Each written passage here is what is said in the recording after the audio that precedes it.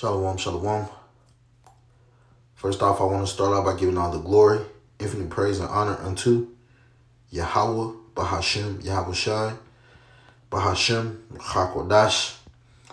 Double honors to the apostles and the elders of Great Millstone. Peace, love, and salutation unto the hopeful elect that is out there pushing this truth in all sincerity throughout the four corners of the earth. Salakia, giving diligence to make your calling of election sure. Shalom. This is your brother Hashal from the Great Millstone Savannah Camp, coming back in the spirit with another lesson.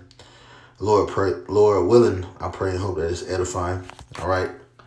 As you can see, this article is from the AJC. All right, the Atlanta Journal Constitution. All right. I guess the subheading is Black History Month. All right, but it says study. Toxins in blood of Brunswick residents who live near factories.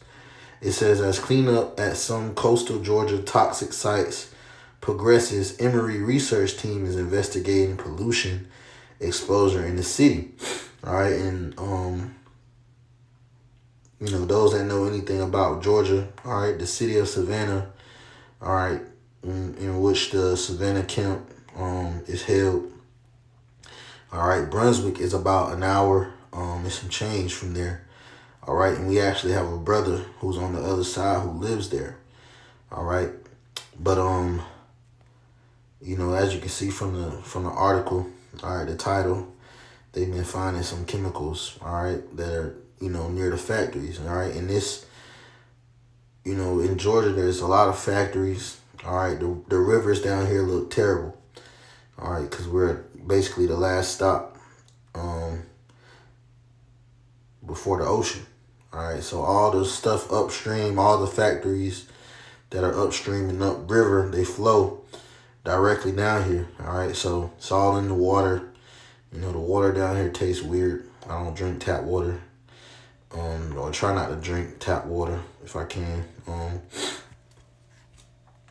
Definitely not in my home, but this is let's read a little bit of this article, Salakia. It says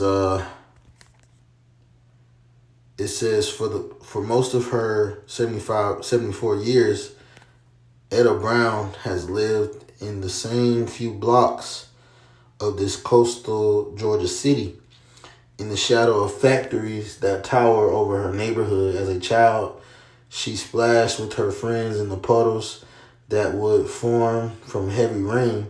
She ate vegetables that grew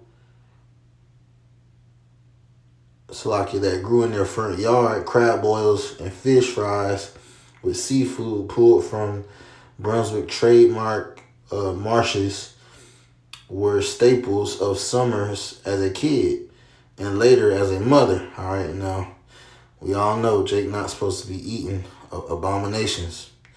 All right. Oh man, they're not gonna let me read the other part of it.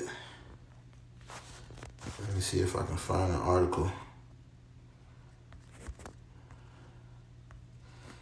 Let me see if I can find another article, because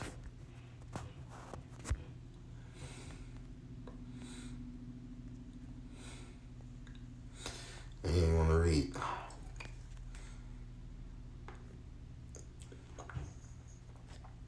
Yeah, it says, this is from Jacksonville, Florida, but like I say, Brunswick is like an hour from Jacksonville, and it's like an hour from Savannah, so it's in the middle of both. All right, and it says decades of industrial, and this article's from First Coast News, which is CBS. It says decades of industrial pollution flowing from factories in Brunswick, Georgia, has ended up in the bloodstream of longtime residents. Preliminary results of an exposure study by Emory University shows elevated levels of multiple hazardous chemicals in the blood of study participants, which compared to the average American. All right, it says in at least 10 instances, contaminant levels were high as Slovakia, were as high as the most chemically exposed 5% of Americans. Several chemicals known to have polluted the local environment were detected in the blood of study participants. A study of the report released Tuesday says for many of these chemical levels in study participants were higher than the levels of average Americans. Higher. That's crazy. Damn.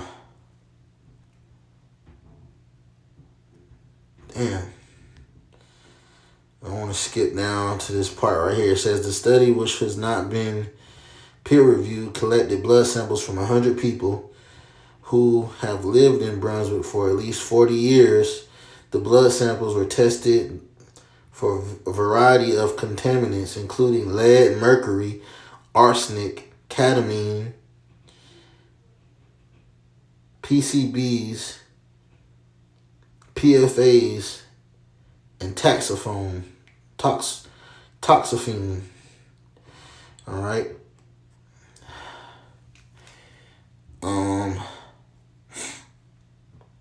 Yep.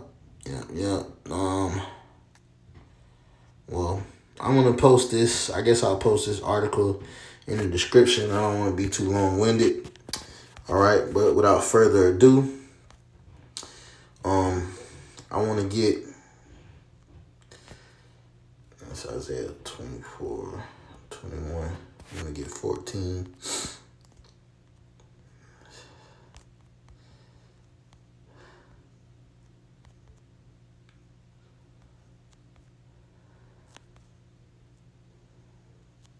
Yeah, Isaiah 14 and 13. All right, because the so-called white man, Esau, Edom, he has to be taken out of power, man. All right, because under his rule, things like this are going on. All right, under his rulership, people are polluting the water. He's polluting the air. He's making these forever chemicals, plastics that cannot be disposed of. He's Slovakia. He's the pinky in the brain. All right. Just destroying. All right. And this is Isaiah 14 and 13. It says, for thou hast said in thine heart, I will ascend into heaven. And that's how, the so-called white man has, basically tried to travel into space. His pride. He's tried to, build skyscrapers and, do certain things. All right. Not above he set himself as the Most High. He drew himself as Cesare Borgia as being the Messiah, all right, as being the Hamashiach, Yahweh Shai, but he's not. All right, he has exalted himself. He said, I will ascend into heaven. All right, continuing on, I will exalt my throne above the stars of Yahweh. I will sit also in the mount of the congregation in the sides of the north. I will ascend above the heights of the clouds. I will be like the Most High. And that's what he wants to do. All right, especially now in these times. All right, you're creating these things that you think, all right, are going to be used, some new innovation. All right. But really and truly, it's just, going to be used for evil. It's bad. All right. And now you have people living in cities that are near factories, which that should never be a thing. There should never be a town near a factory. There should never be, these different places that pollute. All right, there shouldn't be anything on the earth that pollutes. The Lord made the earth to thrive on its own. And Esau, Edom, the so-called white man, he's the one that's really polluted the earth. All right. It says, verse 15, it says, yet thou shalt be brought down to hell, to the sides of the pit. And yeah, the hell that you're about to be brought down to is hardcore slavery and bondage. You're gonna clean up your mess, all right, all over the world. Okay, you're gonna be into some hardcore cleanup. you know, you're gonna get rid of everything that you created that is toxic. Okay, these cell phones, these these batteries, all the stuff that you created. Hey, you're gonna have to get rid of it. Not only that, you're gonna build the kingdom of heaven. All right. The so-called Negroes, Latinos, and Native American, they built your heaven here in America. Over there in England too. Over there in Switzerland where you live. The Edomites didn't build these palaces. It was the Israelites. All right. But the Lord said he's going to bring you down to the size of the pit in a very low place. He's going to bring you very low, man. You're going to be in a lower state because you don't, look what you've done with your rulership. The Lord gave you the fatness of the earth. He gave you everything in your blessing, and you used it and destroyed the earth. You destroyed creation. All right. You got animals who are displaced. All right. Can't drink out of these rivers. The rivers were meant to be drunken out of. There's a reason why the Lord has fresh water running through the veins of land. All right. It's so that people can drink. All right. And it's crazy because the rivers are always flowing. All right. For the most part, if you don't mess it up. All right. And it flows into salt water. But the salt water turns back into fresh water when it flows back through the land, through rain. So, hey man, it's the Lord created something that's so beautiful and it can't be duplicated. It can't be understood. All right. Through the Elohim, all right, through Yahweh Shai, the Lord created the earth, the heavens. Okay. And Esau, Edom has destroyed, and that's why he has to be taken out of the way. Ooh, I got another precept. It says, matter of fact, let's get that.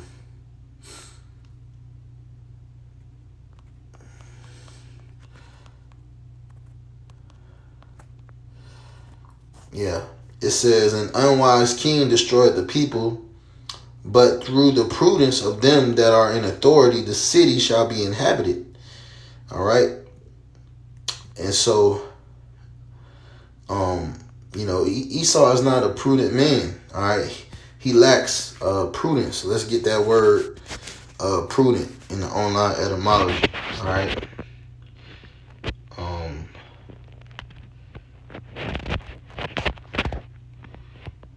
Prudent. To be wise. All right. To be discerning.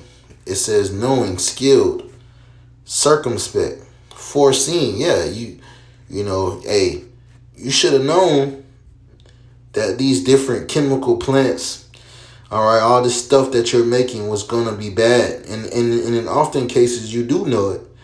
All right, there was a show on Netflix. It was called The Devil We Know, and they actually did studies on all the pollutants, and they still allowed this billion-dollar corporation to pay fines. All right, which the fines they just get back from the people that they're polluting. All right, you got people with that eat out. Everyone eats out of pots and pans. All right, and they put a chemical called Teflon. All right, in the pans that makes the pans non-stick. Okay, but they found out, that and they knew this well in advance. They found out that the pans, when they get heated up, they release a chemical, all right, and that chemical flows into your food, all right, and that chemical is a forever chemical. It gets transported through your blood into your descendants, all right, and all the people around that plant had, a lot of them had birth defects, all right, and it's actually in the majority of the people in America. It's in our blood, all right, so, Esau is not prudent, all right? But it says what? Verse 4, the power of the earth is in the hand of the Lord, and in due time he will set over it one that is profitable. All right. In the hand of God is prosperity of man, and upon the person of the scribe shall he lay his honor. All right. So the Lord put his honor upon the elect. All right. Ultimately, the elect will be and is the governing body of the kingdom of heaven that is to come on earth. All right. And when the Lord sets up Yahweh Shai over the power of the earth, he is the one that is profitable. All right. Let's look up that word profitable. All right.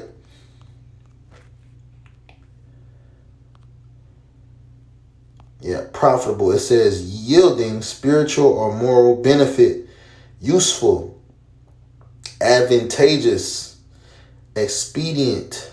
All right. Helpful. So, it says specifically the sense of making money. All right, which a kingdom is it's an economy. All right, the earth is made, economics, all that is made by the Heavenly Father. All right, it's not economics is not wicked. All right, there's always people at the bottom and people at the top. All right, but the one that will yield spiritual and moral benefit is Yahweh Shai. All right, ultimately Yahweh Shai is coming to take Esau Edom out of power. All right, so that the earth will yield and bring forth righteous fruit. Okay, good fruit. All right.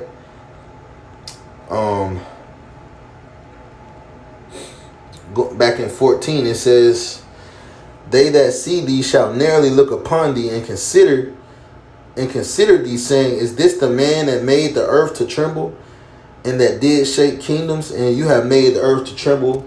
You dropped a nuclear bomb, all right, in Japan, in Hiroshima and Nagasaki. All right, you won 2 world wars. You beat out the Brits, the Spaniards, and the French. All right, for the independence of America. So you made the earth to tremble. All right, you were a bully. You've been to war in Vietnam. All right, you've been in war in Korea. All right, you've been in war in Kuwait, in the Middle East, in Iraq, and Iran, and Africa.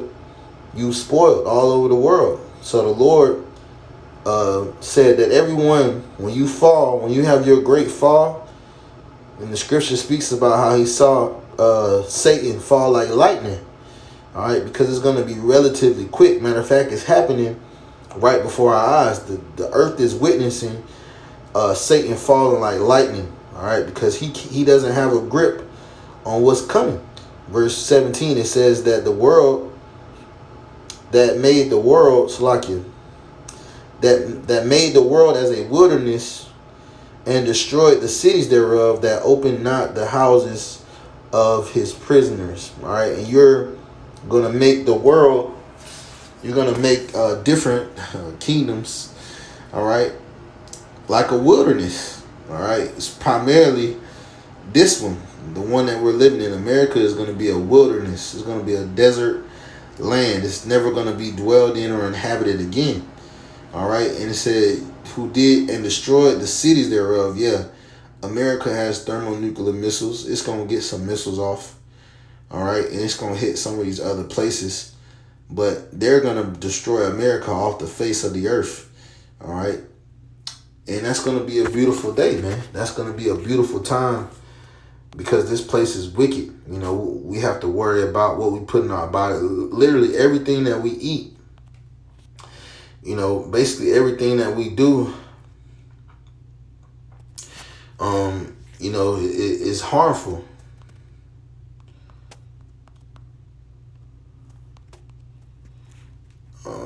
So, let me get this.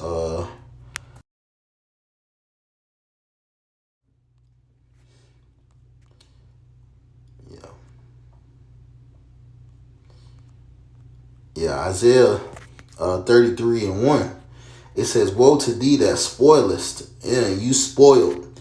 All right, when you go into that word spoil, it means to rob. All right, to steal. All right, it says to strip violently of clothes, to strip a slain enemy. All right, to plunder, to pillage, to rob. All right, so you have stolen this land, all right, from the so-called Negroes, Salakia, yeah, the so-called Native Americans and the so-called Mexicans.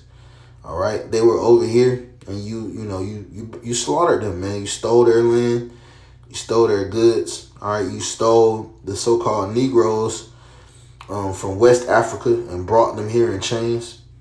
All right. So the Lord said, "Woe unto thee that spoilest, and thou was not spoiled." Yeah, you weren't robbed. No one has repaid you. Why? Because the Lord told who did he tell? He said he that basically he that toucheth Cain shall be punished 70-fold. All right. It says, and that dealeth treacherously, and they dwelt not treacherously with thee. Yeah. No one has dealt treacherously with you. All right. Let's get that word. Treacherous. All right. It says deceitful, to cheat, to deceive, a liar, an imposter, a trickster. Who is that? Esau Edom, a cheat. All right. Since no one has dealt treacherously with you, all right, guess what? It says that and dealest treacherously, and they dealt not treacherously with thee. When thou hast ceased to spoil, thou shalt be spoiled, and when thou shalt make an end to deal treacherously, they shall deal treacherously with thee. All right. And that's Esau's end. It's gonna be very treacherous. All right. You're gonna be deceived. You're gonna be tricked. All right. You're gonna be cheated out of your kingdom.